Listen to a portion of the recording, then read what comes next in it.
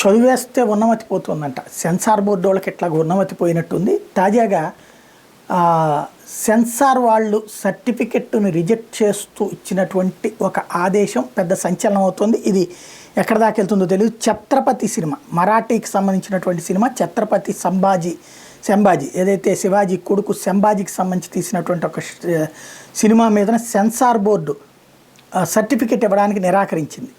సర్టిఫికెట్ని కావాలి, ఎందుకు ఇవ్వరు అని డిమాండ్ చేస్తే రాసి ఇవ్వమని అడిగితే ఔరంగజేబు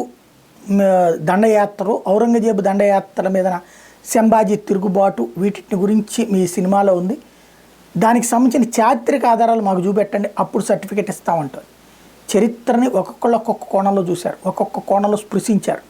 ఇప్పుడు సంభాజీ దృక్పథంలో నుంచి చూస్తామంటే చూడడానికి వీల్లేదంటున్నారు. భావ ప్రకటన స్వాతంత్ర పక్కున్న భారతదేశం ఏం జరుగుతుందో చూడాలి.